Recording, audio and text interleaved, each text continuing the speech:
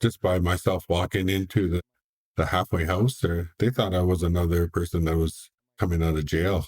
I had to look at that and just understand what I was dealing with, where I was, right? And how was I supposed to help these people that are coming out, right? These men. And that was just by just being there for them, being able to listen to them and share what I know. The majority of them were all bigger than me.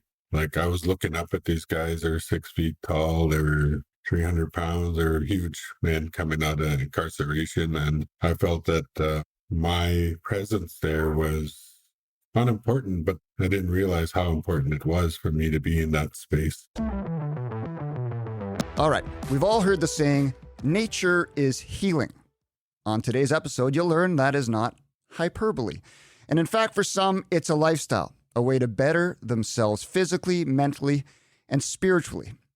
Meet Henry Morgan of the Gitxsan Nation and Frank Cohn, co-director of Dudes Club Society, an Indigenous men's wellness organization.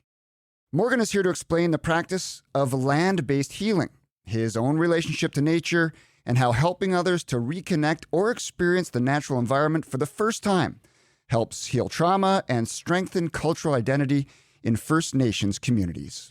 Henry, I think there's increased awareness about mental health and mental health issues. Tell us about getting out into nature itself and being outside and all the benefits it can have to the mind. Yeah, definitely. When you're living in urban settings, it's very challenging to get out, right? Get out onto the land, get out onto the water, breathing fresh air. As you know, that when you're living in industrial spaces, you have vehicles, you have mills, you have multiple things that contribute to pollution. And pavement is one of those things as well that impact it. So just getting away from that creates a sense of calmness within our mind and our energy, right? Because our environment impacts our mental and our emotional well-being, right? So if we're able to get away, that makes the world of a difference. I just ran into a gentleman who attended our last retreat about 3 years ago with the Dudes Club. We went down to Loon Lake, and just by him coming and meeting other men, he's been sober ever since.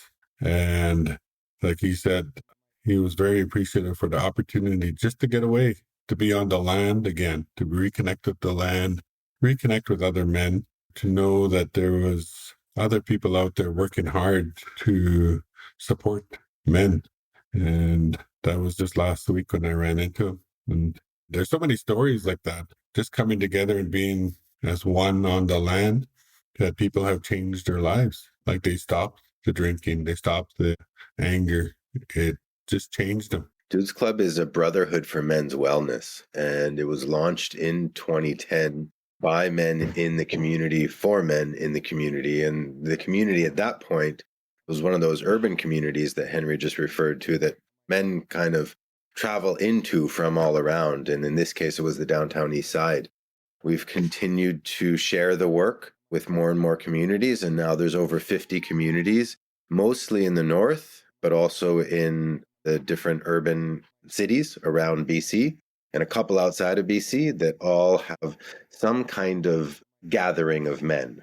And it's a very non-prescriptive, non-formulaic, open model to men's wellness, based in the idea that if there's one thing and one thing only that we can and need to do with men, is to reduce their isolation. Because we know that, especially as men get older, into their 40s, 50s, 60s, isolation becomes very hazardous for your health. Whether it's somebody who has an active addiction and some substance use practice, or somebody who doesn't and who just, has that weird pain in their back or their butt or their head or whatever it is, and is unwilling to say, hey, I need help. And we know from the research, and we know from our experience of working with thousands of men over the last decade and a bit, that if a man has some other guys that he feels comfortable and safe with, then he'll start to open up, and he'll start to share, and he'll start to ask for help.